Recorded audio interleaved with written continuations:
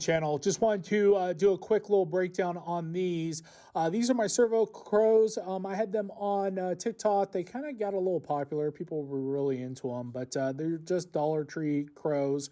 I don't think that they're still at the 99-cent store. That thing's long gone. But you can still find them on Amazon and different places like that. This one does not have any tilting up and down, but its head looks back and forth. You can see I have little LEDs in the light. These are 12 volts, but they also work underneath 5. And then this guy is just looking back and forth. He's actually on my scarecrow shoulder. I'll show you what that looks like. And yeah, the other one actually tilts up and down. It's got door stoppers underneath it. So I just got black door stoppers, the springy kind of deal, and just glued them on there with some construction adhesive and a push bar. And that's this right here. You can see it bouncing up and down.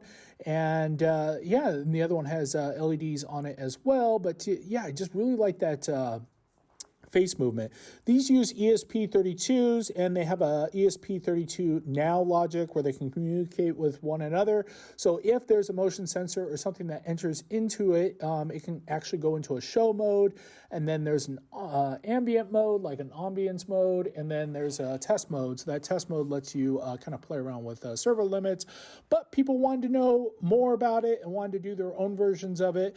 And without further ado, what I thought would be really good is just to have AI itself kind of give a breakdown. Here's AI, here's ChatGPT, take it away. Thanks for the handoff. Let's break this project down. This animatronic crow is powered by an ESP32 dev kit running the Arduino framework, and all the logic is built and uploaded through PlatformIO inside Visual Studio Code, using Codex to help generate, refactor, and validate the code as the system grows. The ESP32 communicates and updates in real time over a 115 to 200 baud serial monitor and acts as the central controller for all 4 axes of the crow's head. The hardware setup includes 4 servos, head yaw on GPIO 13, head pitch on GPIO 14, left tilt on GPIO 26, right tilt on GPIO 27. All servos run at 50 Hz with a safe pulse range of 500 to 2,500 microseconds. Neutral is 90 degrees, but on boot the system sweeps each servo from 60 degrees to 120 degrees to prove mechanical travel and ensure nothing is bound or obstructed. At the heart of the firmware is a 20 millisecond control loop that generates eased motion profiles. Instead of jerky, direct jumps, each movement is shaped using cosine easing, giving it natural acceleration and deceleration, the kind you'd see in a living creature. These motions are cued as motion steps, which store delays, move windows, and hold times. The system enforces strict angle limits, roughly 5 degrees to 122 degrees, to keep movements smooth and mechanically safe.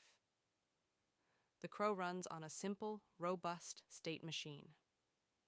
It starts in booting, moves into idle waiting, and automatically progresses into event running.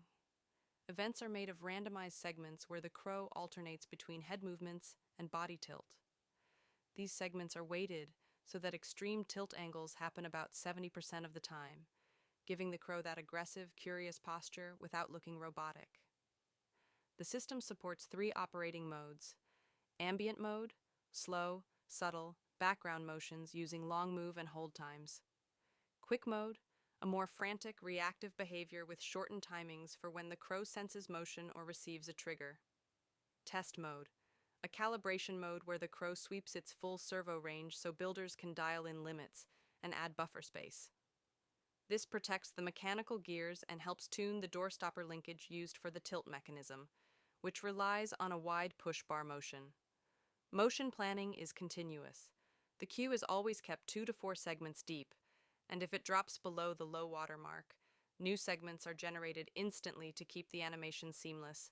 Interaction is handled through both serial commands and ESP-NOW wireless messaging. From the serial console, you can enter commands like quick to force quick mode, ambient to cancel the override. The logs print heartbeats, zone states, and event transitions so installers can see what's happening in real time. Through ESP-NOW, any device can send simple ASCII tokens such as ZoneFAR to activate quick mode for 4 minutes. The system also expects periodic heartbeat tokens. if they stop arriving within 10 seconds, the override expires automatically. This makes the Crow network aware and lets it sync perfectly with PIR sensors, show controllers, or other animatronic units. Under the hood, the Crow uses a structured 22-byte protocol defined in protocol.h, complete with magic bytes, versioning, session IDs, and payloads. This allows builders to integrate their own sensors or transmitters while keeping compatibility with your show or haunt network. Finally, everything is customizable. Servo limits, timing profiles, queue depth, zone logic, all of it is centralized near the top of the file. Optional compile time switches like event, debug, short, and force quick at boot make it easy to stress test or build a demo reel.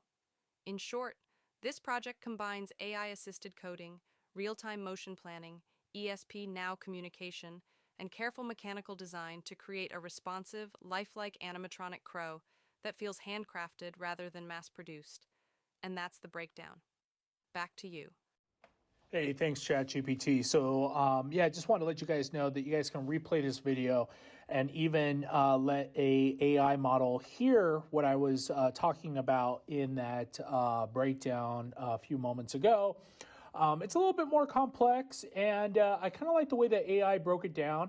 I do use Codex back and forth for writing the code in Visual Code Editor, and then I do use ChatGPT as the language model, so I talk back and forth with it because it's a lot better because I can upload pictures or diagrams or product specs that I'm trying to do. So I use the combination of the two, and then Visual Code Editor with PlatformIO with Codex built into it. Now these are it's a paid model, so you're gonna have to pay $20 to get access to it, which I'll do from time to time. I don't run the paid version all the time, but I definitely get my money's worth out of it. I mean, right now I'm even using it for the breakdown of all this, and just want to help each other out. That's kind of what this is all about. The Halloween community is an awesome community, and it's built with a lot of innovators and people that are creatives. And I definitely want to call myself one of them. And if I can help someone else out, I want to do that. A lot of people are asking me, hey, how do you do it? What's going on with it? There you go. There's a starting point. Let it listen to this and go from there. You guys stay spooky, have fun, and I'm looking forward to seeing what you guys have to do and what you guys can build. Take care. Bye-bye.